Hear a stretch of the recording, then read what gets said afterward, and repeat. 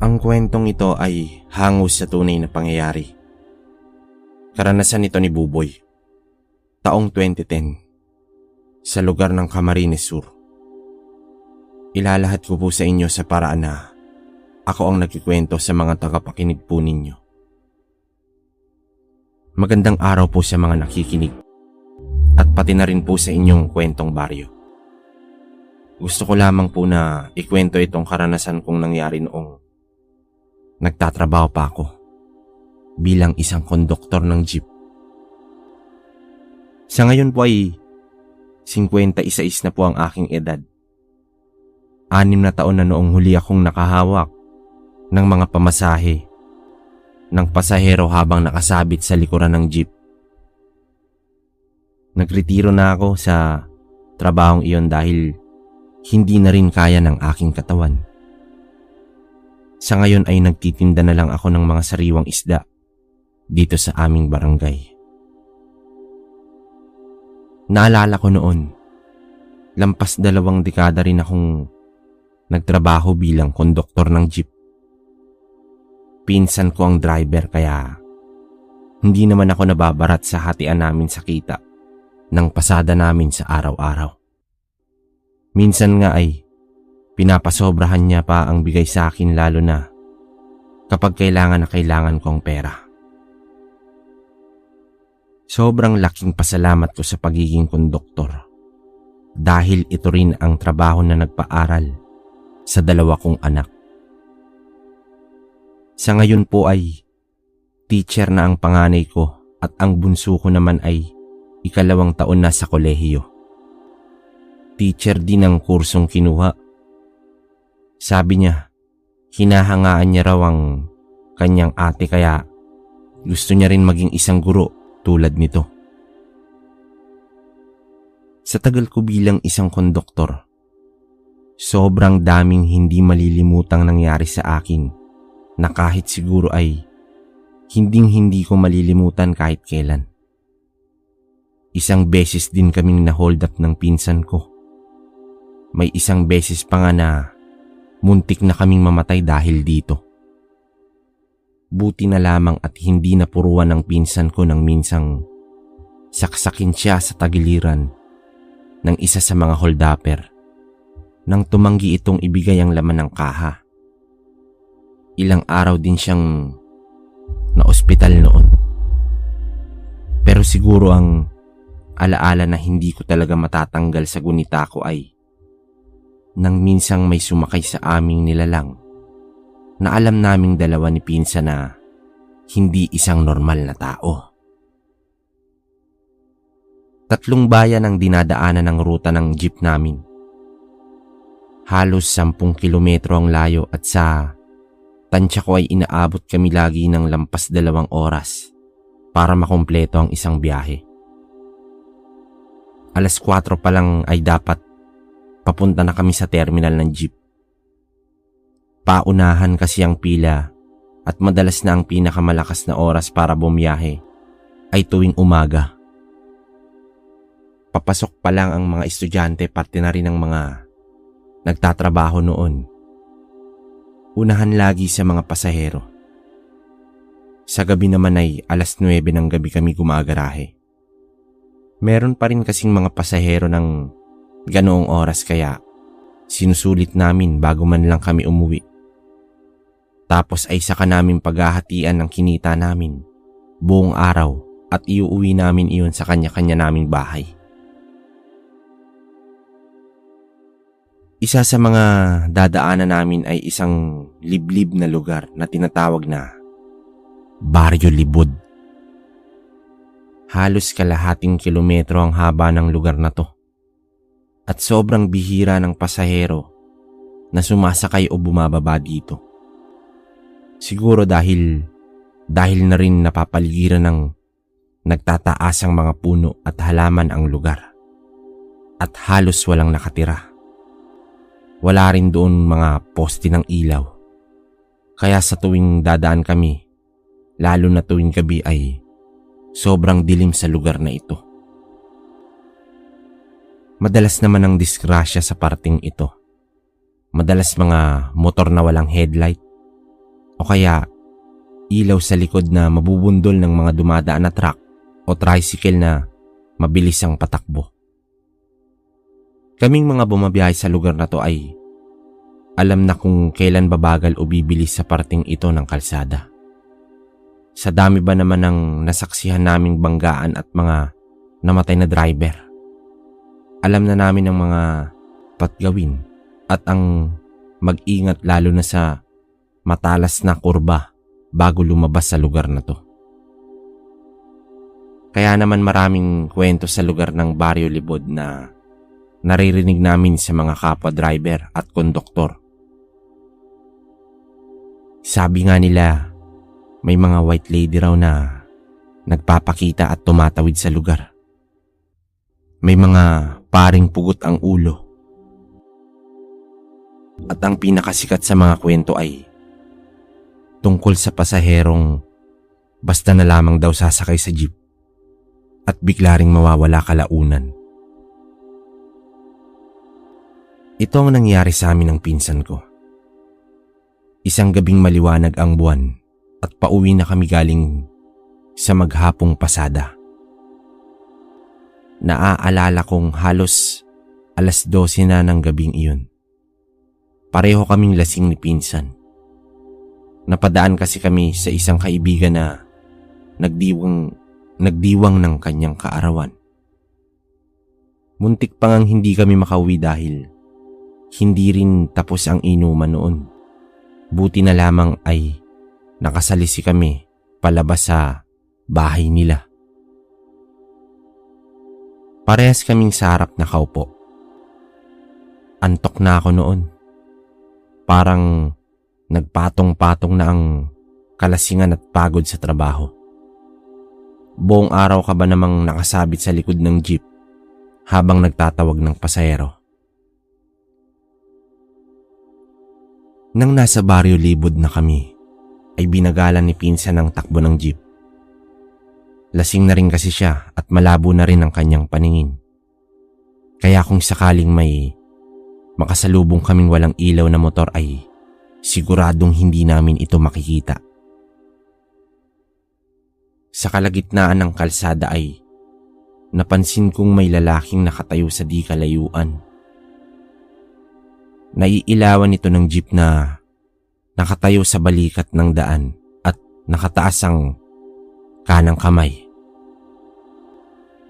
Isasakay ba natin? Tanong ng aking pinsan. Ikaw bahala, insan. Sagot ko. Sayang din naman kasi at baka wala ng ibang dumaang jeep. Kaya kawawa naman kung hindi namin isasakay. Nung nasa harap na kami ng lalaki ay tumigil kami. Nasa kabilang parte ng kalsada ito. Kaya kailangan pang sumigaw ni pinsan para tanungin ito. San ka, boss? Tanong ng pinsan ko sa lalaki. Hindi naman sumagot ang lalaki. Hindi ko maaninag ang itsura nito dahil sa dilim ng gabi. Basta ang alam ko ay nakaputi itong damit at itim na pang ibaba. Inulit pa nga noon ni pinsan ang kanyang tanong. Sabi ko ho, saan po kayo? Nang masabi yun ng pinsan ko ay tila walang ekspresyon sa mukha ng lalaking iyon na hindi ko pa rin maaninag sa mga oras na iyon. Wala pa rin itong sagot tapos ay naglakad ito papunta sa likuran ng jeep. Mabagal na para bang naglalakad lang sa buhanginan. Sumampa naman ito at naramdaman namin ng saglit na pagtagilid ng jeep na para bang elepante ang sumakay at hindi isang tao. Umupo ito at saka tumingin sa bintana. Boss, pumara ka na lang kung bababa ka na. Sabi ko sabay pinaandar na ni pinsan ang jeep. Mabagal pa rin ang andar namin. Hindi ko alam kung bakit pero para bang mas lumamig ang simoy ng hangin. At hindi rin ako mapakali. Minuminuto ay sinisilip ko ang lalaki sa salamin sa taas. Nakatingin lang ito sa labas. Parang nag-e-enjoy pa sa biyahe naming iyon. Napansin ko rin na sumisilip-silip din si pinsan sa salamin. Dumaan ang mga minuto at nang halos palabas na kami sa Barrio Libod ay bigla akong naramdaman na lumalapit sa unahan ng jeep ang lalaking iyon. Bigla namang nagsitaasa ng balahibo ko sa batok. Gusto kong lingunin ng lalaki para makita ko ang mukha nito sa liwanag pero hindi ko ginawa. Siguro dahil takot ako na hindi ko alam kung bakit. Tuloy pa rin ang biyahe namin kahit medyo hindi na maganda ang pakiramdam namin magpinsan. Nagdadalawang isip ako kung hold-upper ba ito o isang aswang ang sumakay na lalaking ito. Halos nawala ang kalasingan ko noong mga oras na yon dahil sa kaba-kabaryo. Noong muli kong tingnan sa salamin ay nagulat na lang ako na nasa bandang likod na ito ng aming jeep. Kanina ay halos na nasa likuran ng pinsan kong nagmamaneho. Papaano napunta ito bigla sa likuran ng bahagi ng jeep? Guni-guni ba ito o dala lang ng kalasingan ko? Dala ng kuryosidad ay nilingon ko ito at bigla na lang nanlaki ang aking mga mata dahil ngumisi ito sa aking mabalasik. Dahilan para maipikit ko ang aking mga mata noon. Putek, pinsan, ano ba tong sumakay sa atin?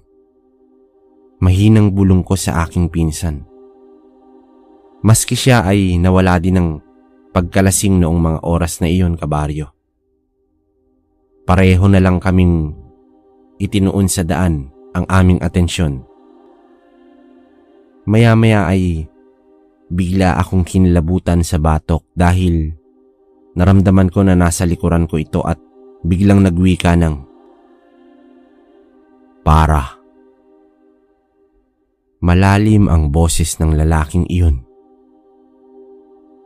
Bigla namang umalingasaw ang sobrang samang amoy na muntik ko nang isuka ang lahat ng alak na ininom ko ng gabing iyon.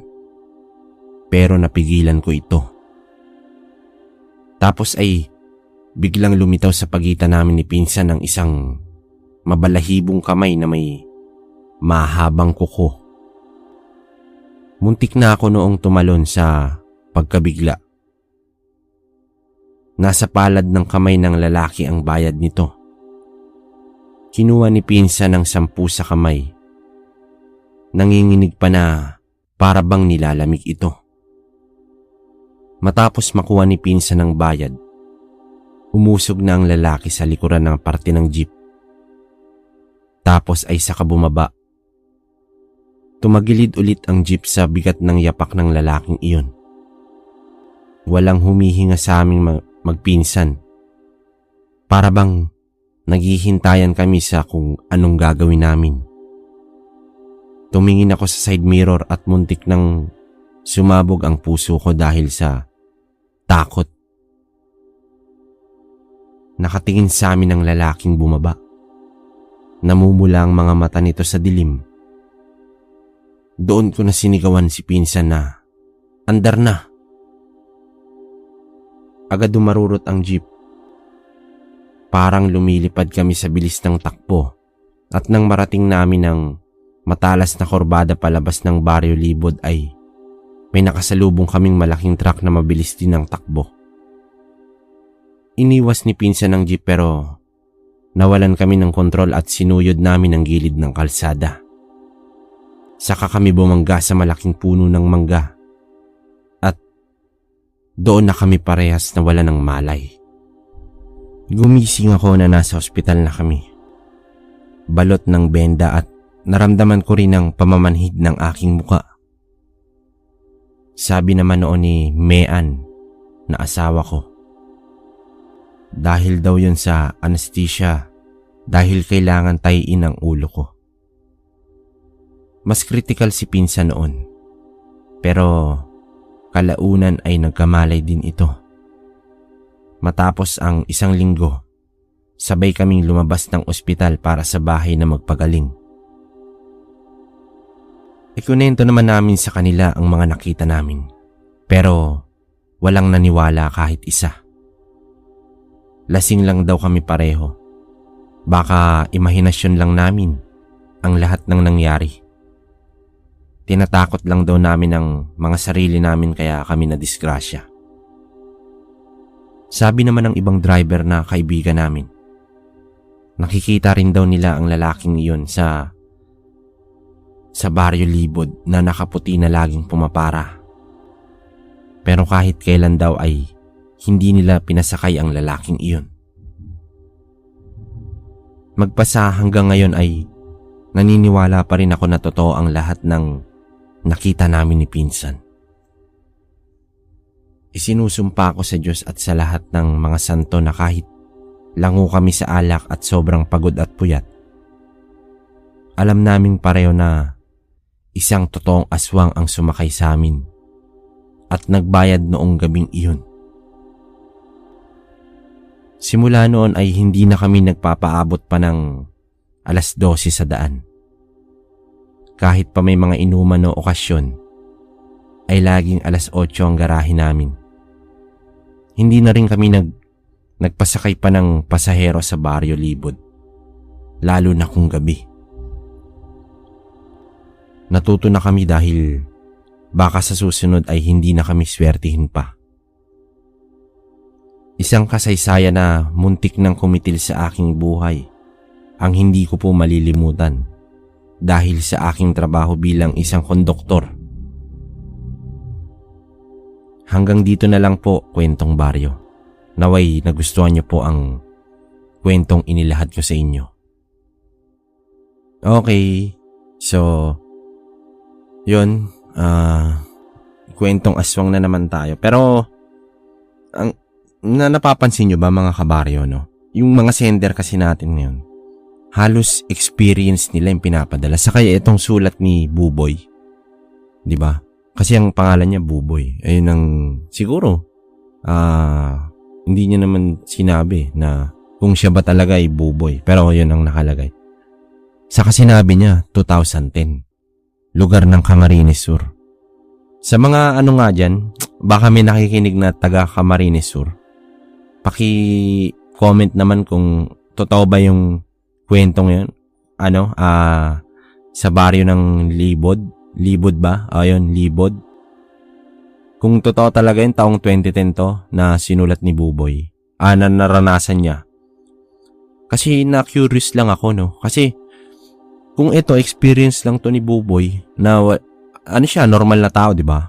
Konduktor nga siya ng jeep, tas pinsan niya driver. Kumbaga normal silang tao na dumadaan dun. Hindi nila alam, hindi nila ma-recognize talaga kung kahit ako kahit sinabi ni Buboy na aswang. Hindi ko rin maiisip na aswang kasi nga, ang sabi ng ibang driver na kaibigan nila, meron daw na white lady o kaya minsan naman, paring pugot ang ulo. Diba? Pero, nagbayad raw ng 10 piso. So, ibig sabihin, totoo na may touch. Saka yung pag-akyat sa jeep, yung biglang parang tumabingi. Grabe, no? Nakakilabot yung ganun. Kayo ba? Pag ganun ba, nasa senaryo kayong ganun, ano mararamdaman nyo? Siguro, ngayon, wala na lang to kay Buboy. Pero, nung time na yung mismong nangyari to nung araw na yun, siguro, kulang na lang maihi siya sa lawal niya. Kasi sabi niya nga, halos paliparin na raw nila yung jeep noong pauwi na sila nung nangyaring yun. Tapos bumangga sila sa truck. May nakasalubong silang truck, bumangga sila sa puno ng mangga. Diba? Swerte na lang talaga nabuhay si Buboy pati yung pinsan niya. Kasi kung wala na si Buboy, natuluyan siya ron, wala. Hindi natin ito maririnig na kwento niya. Ayun lang mga kabaryo. Kayo, kung may opinion kayo o kung alam nyo talaga tong Barrio Libod sa Camarines Sur. Pa-comment nga sa baba yun. Sa ngayon, ito lang muna mga kabaryo. Hanggang susunod na kwento. Maraming salamat.